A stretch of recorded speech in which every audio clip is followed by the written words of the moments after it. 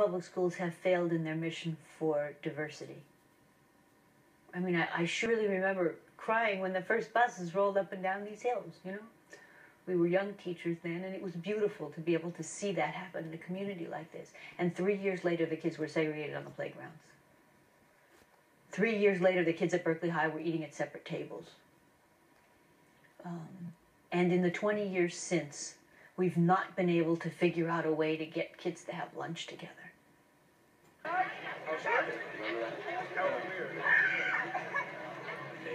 Thought you were gonna ask for... Most of my friends are whites, and I don't have any problems with that.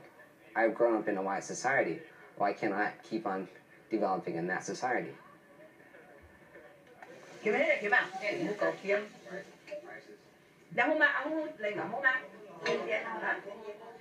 When I get home, I have to speak Chinese to my parents.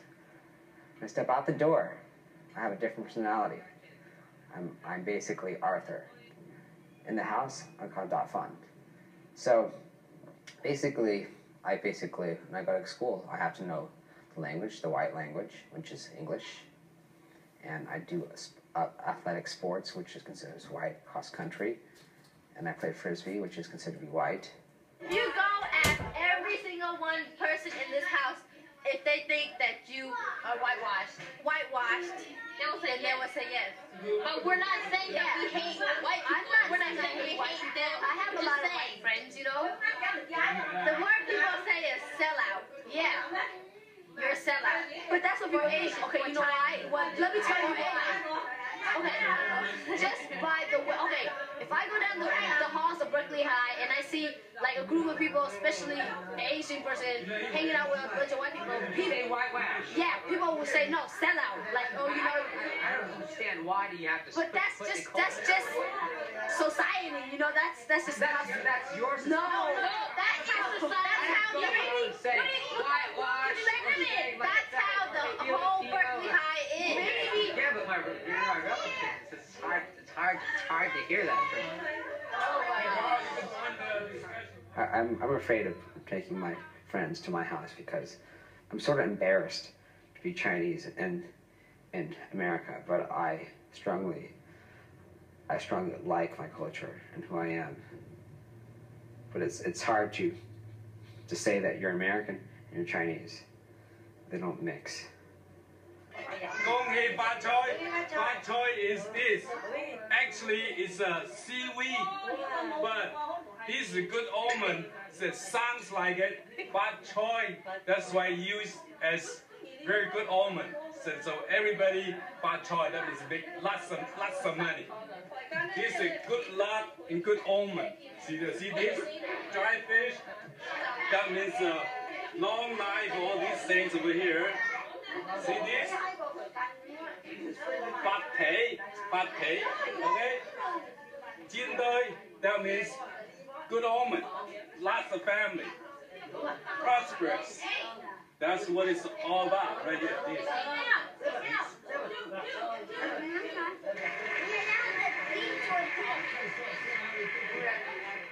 Chinese history is a long history. I don't think high school have to especially set aside a department study just the Asians. We would rather have the kids to learn more about the general knowledge, like basic mathematics, basic English. How do we compose a good English, a paragraph? A culture is we pass from generation to generation. In order to study it, basically, culture is directly related in a small family unit instead of what you have to taught in school. Well, it could be taught in both positions, at home and at school. Well, you say be taught. How can you explain it to me that red flour or bak choy or bak go and a piece of dry fish? You explain it to me.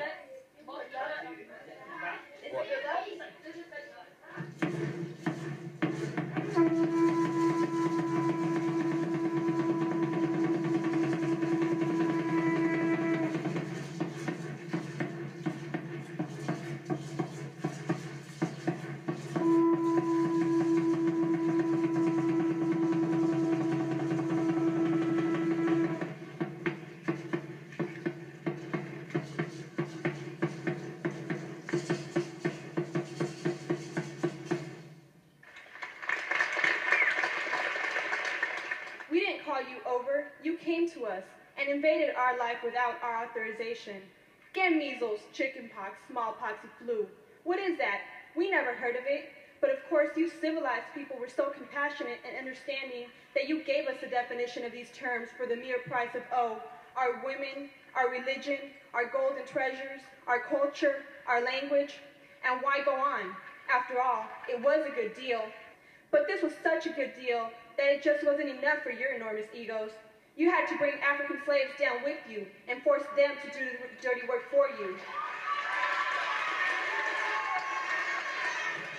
I think the first question is, overall, did you feel like yesterday's assembly was a success? Yes, I think it was such a success because it caught my attention because it really talked about how the lives of the American Indians and all of those people, the Mayas and the different kinds of Indians, how they had a life and how the Europeans took it away from them. It's kind of the same way for the African Americans, so it really caught my attention. Yes. And people going on, they take a subject and they start beating the white person. The white man becomes like a figure, like a symbol of something, a symbol of oppression. And I don't think that's necessarily fair. Maybe people in power in Europe, maybe kings and queens, or maybe the traders were bad and they exploited people, but I don't think the majority of white people were bad, and I don't think the majority of the white immigrants should be blamed for something that some people did. I mean, did the majority of people own slaves in the United States? I mean, was it really the majority that did that? Maybe it was some people, and they were wrong, but I don't think that everyone should be labeled for that. Right here, Petro. Yeah, I also had some problems with the assembly. I thought it was kind of exclusive, especially at there was a part where a speaker went up there and said that they have a prophecy that like all the brown and red and yellow people will come together and live in peace, and they didn't mention white in there. And I thought they were kind of being hypocritical, just totally forgetting about the white community. I hear what you're saying. It almost seems to be a double standard, is what you're saying. They're saying one thing and carrying out another thing. Berkeley High School historically has sort of, and it's something I'm certainly not in agreement of, has had a history of bashing white people, the Caucasian people, in these assemblies. I'm very proud of who I am. I'm very proud to be a Samoan and a Polynesian. But I felt my heart kind of ached for white people. I thought it was really beautiful too how, even though it's been 500 years, the tradition keeps going. Mario Huerta is one of 4 Chicano-Latino teachers hired by Jim Henderson. He also advises La Raza Unida, the Chicano-Latino Students' Union. And everything we've gone through, all the repression and all the cultural impositions and everything, and things have changed. You know how we had this thing with the jacket? When they didn't print the 2 articles that were supposed to be printed, and then we went and got into a big discussion with them about this. So that, you know, they were kind of apologetic and everything, but we were saying, look, what needs to happen is that students need to have a voice in the paper, especially students of color, because students of color are not represented in the paper. Because I was saying, we feel like as Latinos and Chicanos, we should have at least 1 page of the paper for us, and we should write the articles, and we should be able to write them in any language that we want, you know. And they were kind of willing to do that, you know, but let me tell you, there was some resistance. One thing that we've started now is we've been talking to La Raza Unida in light of some of the things that happened with the last issue, where the page where the articles that were important to them was omitted. And one good thing that came out of the conversation is they've agreed to do a page for the jacket in every issue, in which they would have articles covering things from their perspective, maybe have some stuff in Spanish, to bring in more readership and represent the student body more. So they are, in fact, doing a page for this coming issue, and hopefully if we can get... This coming one? This coming one. So if we can get more student groups to contribute to the jacket, get more people involved, we can become a better newspaper. So we are trying to do that. I wanted to know, like, who made the decision that we're going to have this page every single time? Yeah. I was wondering, did they make it or did we make it? And is it their right to have it? Because it should be, like, what we want to do, and I'm not denying that we should have the right to have the page. It's just that I don't think anybody on this staff was asked, do we want to do this? Our purpose as a paper is to represent Berkeley High School and to get everyone to feel that the student newspaper is the student newspaper. And I think, especially in light of how past efforts haven't worked at all, that this is the most promising way I've seen in a long time. And since it's working, I don't think we should get bogged down on questions of policy. They want to have their own page, and they want to have their own writers. They don't want to be subject to editing, and they don't want to have to stay here on late nights. And I mean, they basically want to be part of Jacket staff without actually ever being here. And I think instead of separating them and having their own page and them going off and doing their own thing, that they should join staff. And my point was, okay, why don't we have the Jacket staff elected by the student body and make it representative of the student population? Because most of the kids who work in the Jacket don't really represent the student body racially or ethnically. So I want to say, okay, if you want to have a paper, let's elect who is in the paper, because that's the voice of the school. It should not be a club. It should be the voice of the school.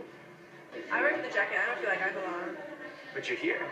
I'm here because I think that my voice has to be heard. But then what about those students who feel like? But does it have to do with you being, not white, or does it have to do with just because you don't agree with the opinion? It's part of because I'm not white, and I think that the paper is too white. And as a person of color, I think it's important that my voice gets heard. See, that's what I don't understand. I mean, if you write something, no matter who the hell you are, and it's a good article, and it's, you justify and so on, I think it'll be in the Jacket.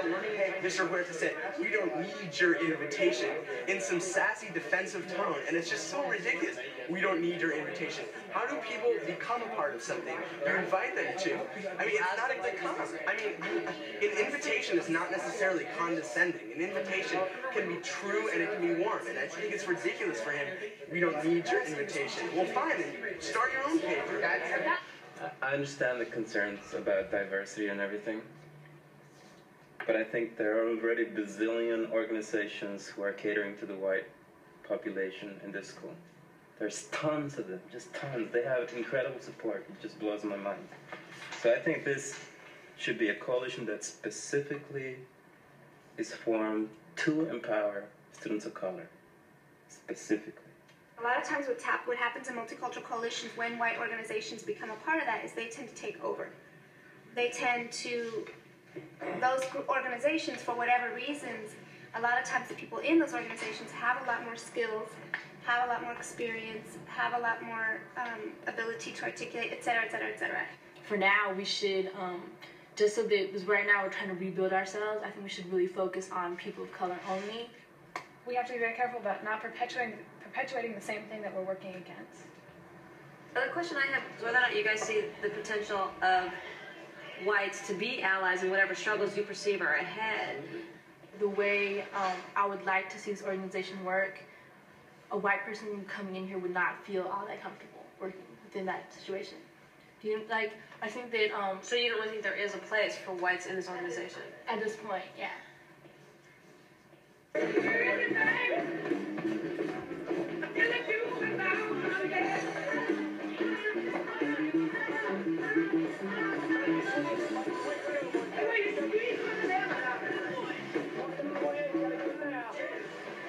I had a really interesting talk with, what's that guy? Victor Huerta. He thinks that the official language of the United States should be Spanish. I asked him why. He said, well, because there's enough Spanish to start speaking Spanish. And I said, well, what about communication? He said, it doesn't matter. We need our freedom. The conversation kind of ended when he looked at me and he said, you don't have any right to talk because you're a white middle class. I said, how do you make that assumption? He said, well, it's obvious. Look at the way you act and dress. I thought that was really interesting. How hypocritical he is. Because I could have said, well, obviously you're on welfare because you're Mexican. I wonder how he would have taken that. He'd probably call me a racist. Oh, you like that? Yeah. That's like, hey, why don't you guys go and check my car out? Have you seen my car? It's about 7 miles per gallon. Nice old American car, sturdy. Nice big V8. There it is. Right over here. It's got a few dents. And I got a really great bumper sticker in the back. Check that puppy out. Doesn't mean anything. It's kind of ironic, you know? Me, I almost look like a fascist driving out with a bumper sticker like that. I'm taking the biology achievement tomorrow and the SAT in June. I think if I don't break like 1350 or something, I'll take it over again in the fall. Maybe take a class or something like that. Because I don't think my grades are gonna pull me in anywhere particularly. I got a lot of shit for taking a class. Yeah, I mean everyone said, yeah, you're a rich white boy who took a class, and the SATs racist. Well, it's like, there's nothing I can do about it. What am I supposed to do? Not take the class, because other people can't do it? I mean, if you have an opportunity, you might as well take it. It's not like, well, I'm not going to drive this car because someone doesn't have the money to buy the car, so someone else is taking the bus. I'm sorry, but there's not a whole lot I can do about it. Gum and cheese. Can I have some, please? Though it is hard as a rock and smells like shit, I am so hungry I would eat it. Though it is stored in warehouses for years, rotting away, taking age, I do not have one green page. My eyes are filled with tears, hearing the cries of my peers blocks away, miles away, every day. And you say you get a job? How can I when I get no chance to enhance my mind?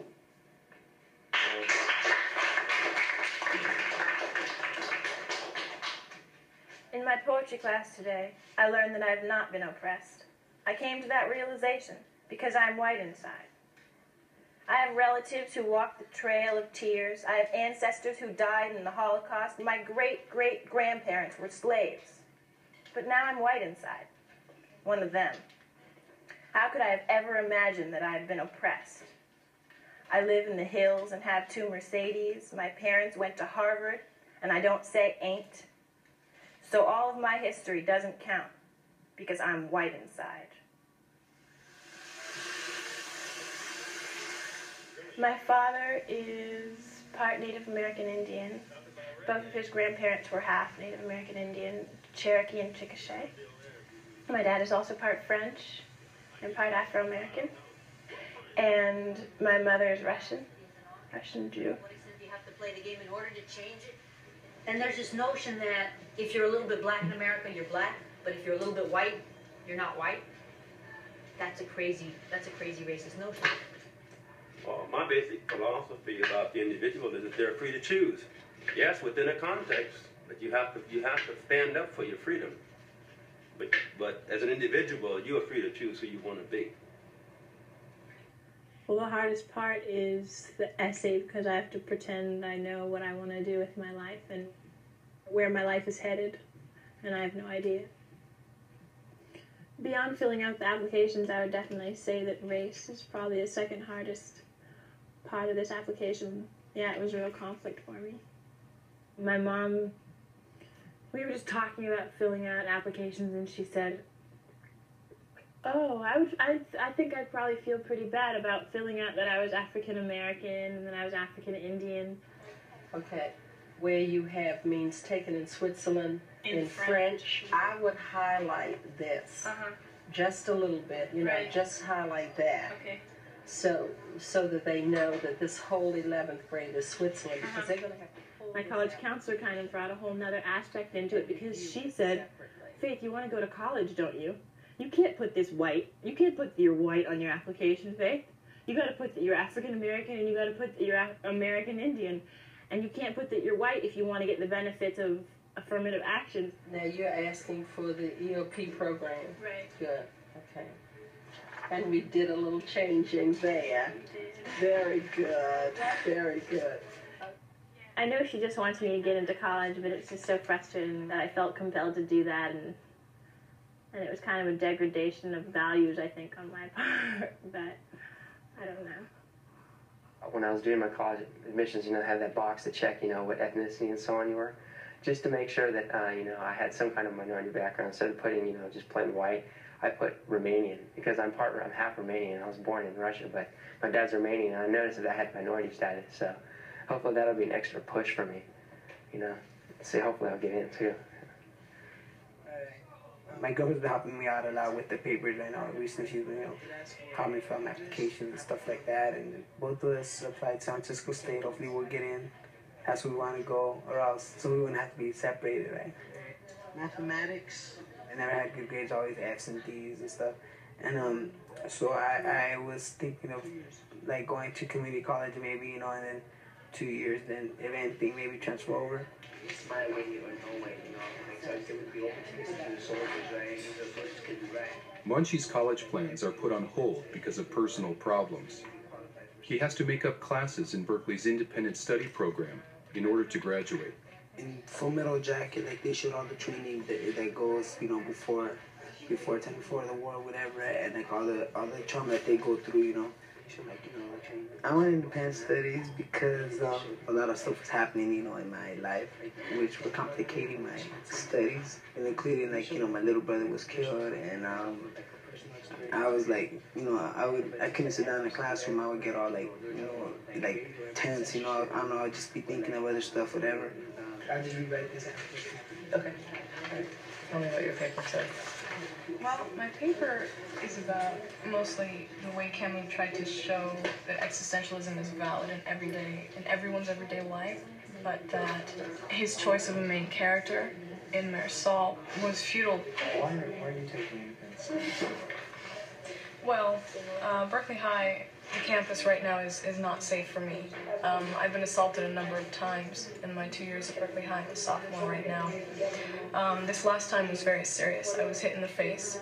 I was bleeding out of my nose and mouth. There was a lot of blood. It was a very scary experience. I was taken into the health center. I was in and out of consciousness all day. I began to be assaulted, threatened more often, and it was always the same type of people, but not the same people. It wasn't their friends. It wasn't anybody that they knew. It just happened to be, I just happened to be the target. I don't know, it seems like a racially motivated thing to me, because, solely because it's been this one group who's come against me, time and again.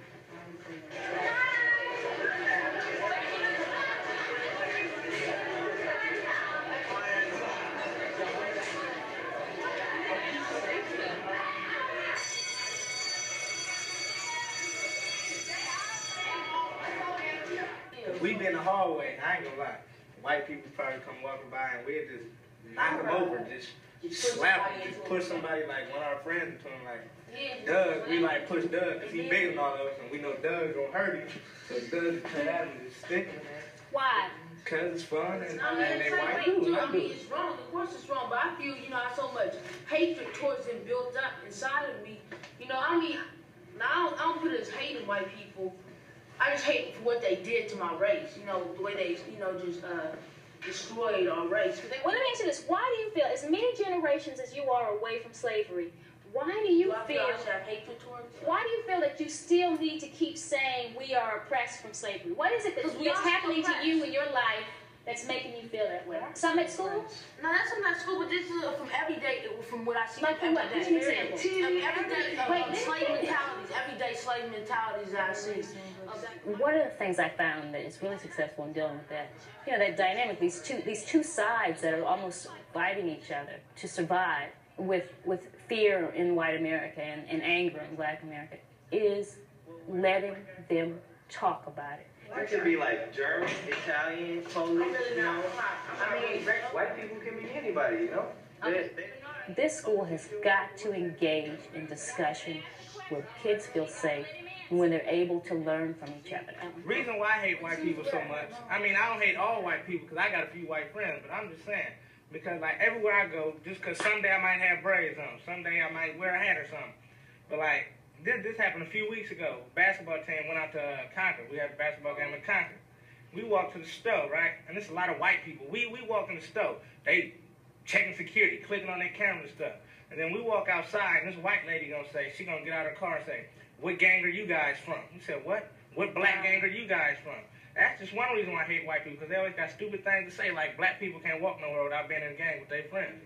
So Okay, so that's one example of something that really happens to you. Now let's bring it closer to where we are right now. Let's bring it closer to school. Within school, where you are right now, do you feel that same thing?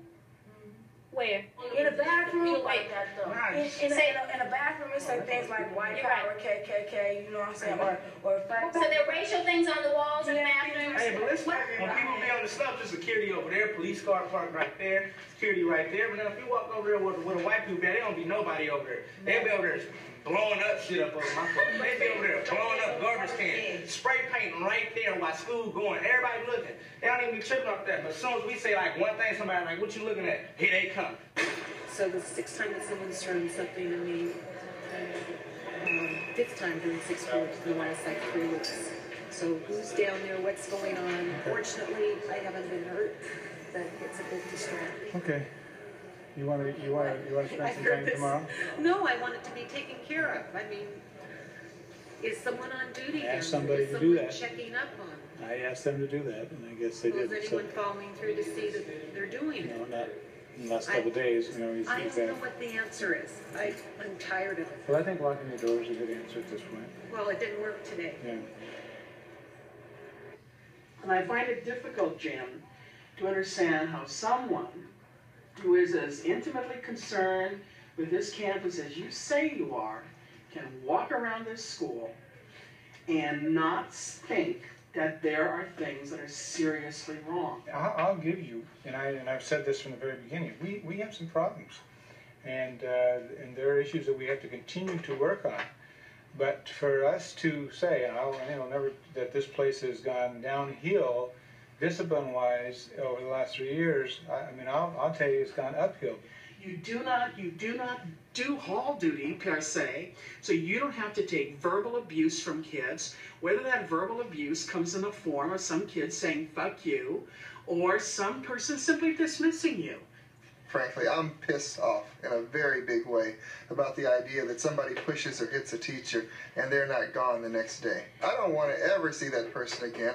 I want it in the press. I want the parents to know. I don't care who the kid is, how great a kid. When a kid is in a fight and they beat up and they hit a teacher, they need to be expelled. I don't care how great that kid is. So now I'm suspended and I'm sitting here and I'm supposed to tell you what happened. It's simple. I walked up. I saw a girl that I knew about to get into a fight. Here comes you talking about all this stuff at one time that I can't hear, just that all equals out to I'm not supposed to be here, when I know that I've already made the decision that I'm going to calm her down and make sure she doesn't get into any trouble, especially any fight. Finally, you put your hands on me. That was the first mistake you had. Second, you not only put your hands on me, but you put your hands on me in a way that was threatening, that should have been dealt with in another manner, but because I was in school and under quote-unquote school rules, I'm not supposed to do something, so I had to put down my own values, which is if a man touches me, me and that man are going to have it out in whatever way I feel is necessary. If a student threatens a faculty member, then that is a suspension. I did not threaten him. There was nothing that you could say to me or show me to say that I threatened him. I mean, I'm going to fuck you up. What is it? PSUK in my language, all right? If you touch me again, it's a warning. Go to your English class, he'll tell you that if you touch me again before I'll fuck you up, it becomes a warning. I'll fuck you up is a threat. You want to say something, Dave? Yeah, quite a bit. I think there's a number of things that are already becoming much clearer to me, and that I'm glad you had the opportunity to say what you did, because first thing I'm seeing is that you have some very strong values, and you believe in them, and you're willing to act on them. For you, if somebody is touching you in a way that's not appropriate for you, it's appropriate to give what I will call a threat. We also have some very strong values here at Berkeley High, and some of them seem to be in conflict with your values. I don't want to have to walk through the hallways here feeling that there are a number of students, or even just one, who might go off on me if I touch them the wrong way. Well, I don't want to have to walk through this school knowing that a teacher can put his hands on me in any manner that would start a fight on the street if I did not know that man, and know that I can't do anything about it. That's bullshit. How can a person put their hands on you and you can't do shit about it? You could have asked, you know, who am I and what am I doing there? And I would have quickly answered. There was no way, no time period to ask either of you, of the two men. If that were true for you, do you think it could have been true for me? The rules are laid out there. We'll talk about it, and I'm not going to do anything arbitrary, but I am letting you know that you will receive a suspension if it comes to a point in some place where it looks like that you have stepped over and threatened somebody when there was not when there was a situation that could have been avoided. We can learn from this. It's your opinion that it was a threat. It's my opinion that it was a warning. But your opinion outweighs my opinion. Okay, and that I agree with, yes. You're right. Well, unfortunately, the administration does make that decision. All right, well, thank you, Jeff. What do we got now? Is it 7:30? Good luck. All right.